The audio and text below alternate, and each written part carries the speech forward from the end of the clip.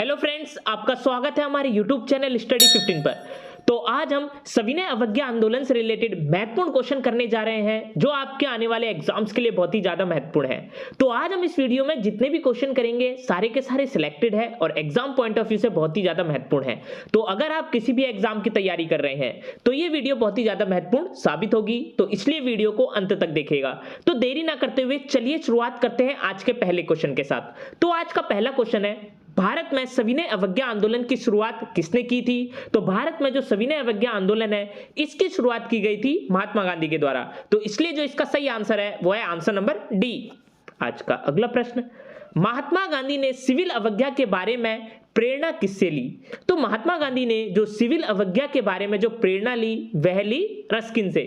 तो इसलिए जो इसका सही आंसर है वो है आंसर नंबर बी।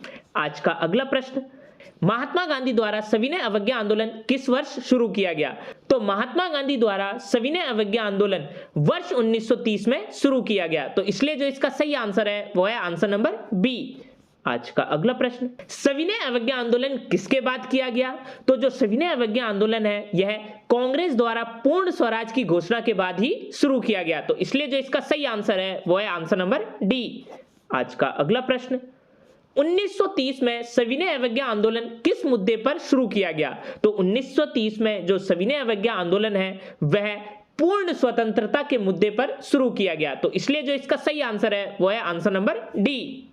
आज का अगला प्रश्न, नमक कानून के उल्लंघन में गांधी जी ने एक आंदोलन शुरू किया जिसका नाम क्या था? तो नमक आंदोलन के उल्लंघन में जो गांधी जी है उनके द्वारा एक आंदोलन शुरू किया गया था, उसका नाम था सविनय अवज्ञा आंदोलन। तो इसलिए जो इसका सही आंसर है वो है आंसर नंबर सी। आज का अगला प्रश्न, गांधी जी का दांडी या डांडी मार्च किसका हिस्सा था? तो गांधी जी का जो डांडी मार्च था यह सविनय अवज्ञा आंदोलन का एक हिस्सा था। तो इसलिए जो इसका सही आंसर है वो है आंसर नंबर सी। आज का अगला प्रश्न, नमक यात्रा जिसे दांडी यात्रा के रूप में भी जाना जाता है यह किसके द्वारा शुरू किया गया था? तो जो ये नमक यात्रा यानी दांडी यात्रा है वह महात्मा गांधी के द्वारा शुरू की गई थी। तो इसलिए जो इसका सही आंसर है वो है आंसर नंबर बी। आज का अगला प्रश्न, नमक सत्याग्रह किस वर्ष में हुआ था? तो जो ये नमक सत्याग्रह है यह वर्ष 1930 में हुआ था। तो इसलिए जो इसका सही आंसर है वो है आंसर नंबर बी। आज का अगला प्रश्न, नमक सत्याग्रह में महात्मा गांधी जी की टोली कितने दिनों तक पैदल चली थी? तो नमक सत्याग्रह में जो महात्मा गांधी जी है उनकी टोली 24 दिनों तक पैदल चली थी। तो इसलिए जो इसका सही आंसर है वो है आंसर नंबर ए। आज का अगला प्रश्न, किस वॉइसरॉय के शासनकाल के दौरान दांडी यात्रा हुई थी? तो उस समय जो वॉइसरॉय था वह था लॉर्ड इरविन, जिसके दौरान दांडी यात्रा हुई थी। तो इसलिए जो इसका सही आंसर है वो है आंसर नंबर डी। आज का अगला प्रश्न, सरोजिनी नायडू ने महात्मा गांधी जी को किस में महिलाओं को आंदोलन में शामिल होने की अनुमति देने के लिए राजी किया था? तो सरोजिनी नायडू ने महात्मा गांधी जी को जो नमक सत्याग्रह है इसमें महिलाओं को आंदोलन में शामिल होने की अनुमति देने के लिए राजी किया था। तो इसलिए जो इसका सही आंसर है वो है आंसर नंबर सी।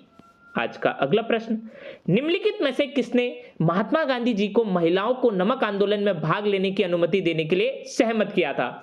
तो इनमें से जो कमला देवी चट्टोपाध्याय थी इन्होंने ही महात्मा गांधी को महिलाओं को जो नमक सत्याग्रह आंदोलन था उसमें भाग लेने की अनुमति देने के लिए सहमत किया था। तो इसलिए जो इसका सही आंसर है वो है आंसर नंबर ए। आज का अगला प्रश्न, महात्मा गांधी जी के नमक सत्याग्रह का अंतिम लक्ष्य क्या था? तो महात्मा गांधी जी के जो नमक सत्याग्रह था उसका अंतिम लक्ष्य था सरकार की शक्ति को कमजोर करना। तो इसलिए जो इसका सही आंसर है वो है आंसर नंबर पी। आज का अगला प्रश्न, सी राजगोपालाचारी ने निम्न में से किस राज्य में नमक सत्याग्रह का नेतृत्व किया था? तो सी राजगोपालाचारी द्वारा तमिलनाडु राज्य में नमक सत्याग्रह का नेतृत्व किया गया था। तो इसलिए जो इसका सही आंसर है वो है आंसर नंबर डी। आज का अगला प्रश्न, वर्ष 1930 में सी राजगोपालाचारी ने निम्नलिखित में से किस स्थान पर नमक कानून को तोड़ा था? तो वर्ष 1930 में सी राजगोपालाचारी ने वेदारण्यम में ही नमक कानून को तोड़ा था। तो इसलिए जो इसका सही आंसर है वो है आंसर नंबर डी। आज का अगला प्रश्न, महात्मा गांधी जी ने किस तटीय शहर में नमक कानून को तोड़ा था? तो महात्मा गांधी जी ने दांडी जो तटीय शहर था इसी में नमक कानून को तोड़ा था। तो इसलिए जो इसका सही आंसर है वो है आंसर नंबर डी।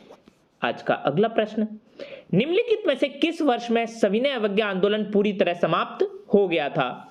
तो वर्ष 1934 में पूरी तरह जो सविनय अवज्ञा आंदोलन था वह समाप्त हो गया था। तो इसलिए जो इसका सही आंसर है वह है आंसर नंबर सी। आज का अगला प्रश्न, वानर सेना और मंजरी सेना निम्न में से किससे संबंधित है? तो जो ये वानर सेना और मंजरी सेना है यह सविनय अवज्ञा आंदोलन से संबंधित है। तो इसलिए जो इसका सही आंसर है वह है आंसर नंबर बी। आज का अगला प्रश्न, किस तारीख को सविनय अवज्ञा आंदोलन प्रारंभ किया गया था? तो 12 मार्च 1930 को ही जो सविनय अवज्ञा आंदोलन था यह प्रारंभ किया गया था। तो इसलिए जो इसका सही आंसर है वह है आंसर नंबर सी।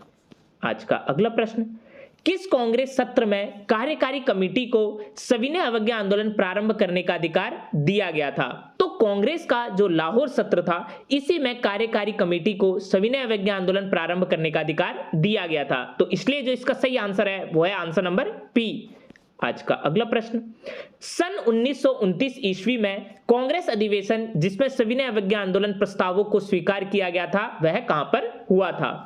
तो वर्ष 1929 ईस्वी में कांग्रेस अधिवेशन जिसमें सविनय अवज्ञा प्रस्तावों को स्वीकार किया गया था वह हुआ था लाहौर में। तो इसलिए जो इसका सही आंसर है वह है आंसर नंबर डी। आज का अगला प्रश्न, 1929 के सविनय अवज्ञा आंदोलन का उद्देश्य क्या था? तो 1929 के जो सविनय अवज्ञा आंदोलन का उद्देश्य था वह था ब्रिटिश सरकार के आदेशों की संपूर्ण अवज्ञा करना। तो इसलिए जो इसका सही आंसर है वह है आंसर नंबर ए। आज का अगला प्रश्न, सविनय अवज्ञा आंदोलन शुरू करने का मुख्य उद्देश्य क्या था? तो सविनय अवज्ञा आंदोलन निर्धारित लगान, नमक कर इत्यादि के विरोध में शुरू किया गया था। तो इसलिए जो इसका सही आंसर है वह है आंसर नंबर बी। आज का अगला प्रश्न, सन 1930 ईस्वी में सविनय अवज्ञा आंदोलन में निम्नलिखित में से किसने भाग लिया था? तो सन 1930 ईस्वी में सविनय अवज्ञा आंदोलन में महिलाओं, छात्रों और कृषकों इन तीनों के द्वारा ही भाग लिया गया था। तो इसलिए जो इसका सही आंसर है वह है आंसर नंबर डी। आज का अगला प्रश्न, इनमें से कौन सी कार्यवाही सविनय अवज्ञा आंदोलन के शुरू होने की वजह बनी? तो इनमें से जो दांडी यात्रा थी यह सविनय अवज्ञा आंदोलन के शुरू होने की वजह बनी। तो इसलिए जो इसका सही आंसर है वह है आंसर नंबर सी। आज का अगला प्रश्न, 1930 में महात्मा गांधी जी ने किसके विरुद्ध दांडी यात्रा का आयोजन किया था? तो 1930 में महात्मा गांधी जी ने नमक पर कर लगाए जाने के विरुद्ध में जो दांडी यात्रा थी उसका आयोजन किया था। तो इसलिए जो इसका सही आंसर है वह है आंसर नंबर डी। आज का अगला प्रश्न, गांधी जी ने दांडी यात्रा प्रारंभ क्यों की थी? तो गांधी जी ने दांडी यात्रा नमक कानून तोड़ने के लिए प्रारंभ की थी। तो इसलिए जो इसका सही आंसर है वह है आंसर नंबर ए, और ये काफी ज्यादा इंपॉर्टेंट क्वेश्चन है। आज का अगला प्रश्न, सन 1930 ईस्वी की प्रसिद्ध नमक यात्रा का नाम क्या रखा गया था? तो सन 1930 ईस्वी की जो प्रसिद्ध नमक यात्रा थी उसका नाम था दांडी यात्रा। तो इसलिए जो इसका सही आंसर है वह है आंसर नंबर बी। आज का अगला प्रश्न, सन 1930 में सविनय अवज्ञा आंदोलन के प्रथम चरण के तहत नमक सत्याग्रह की महात्मा गांधी के नेतृत्व में मैराथन मार्च किस स्थान से शुरू हुई थी?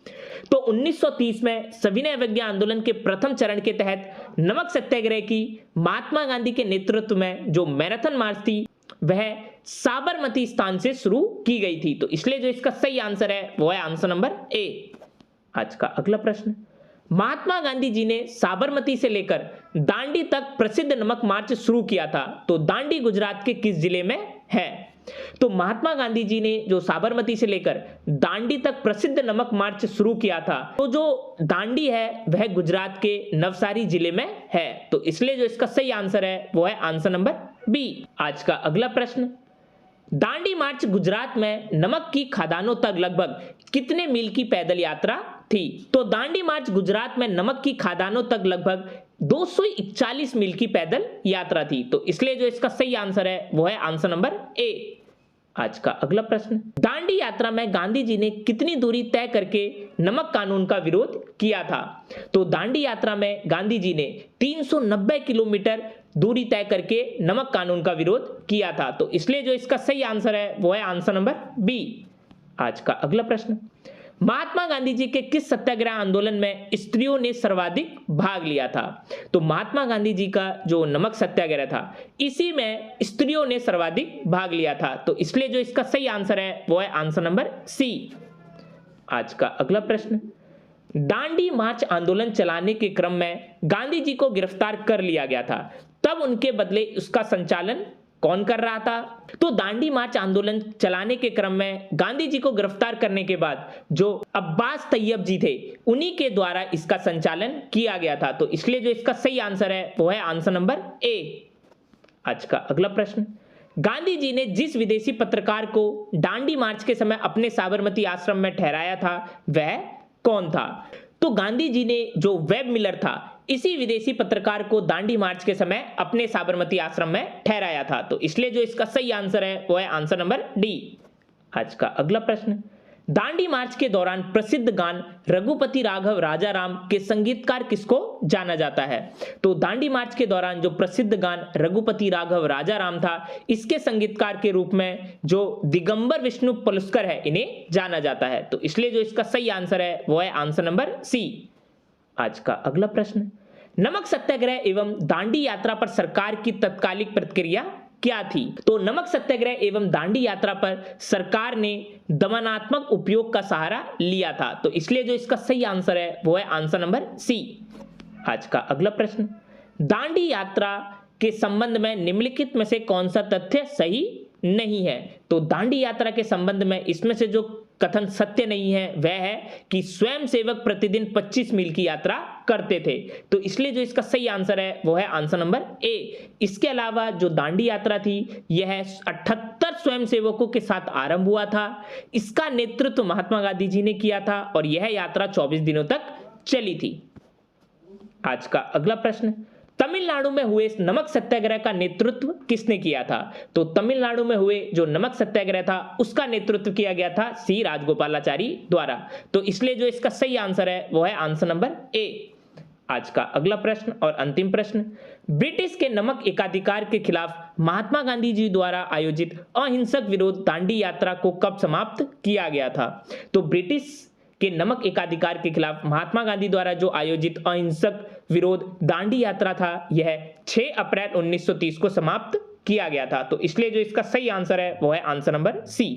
तो ये थे सविनय अवज्ञा आंदोलन से रिलेटेड महत्वपूर्ण क्वेश्चंस जो आपके आने वाले एग्जाम्स के लिए बहुत ही ज्यादा महत्वपूर्ण है।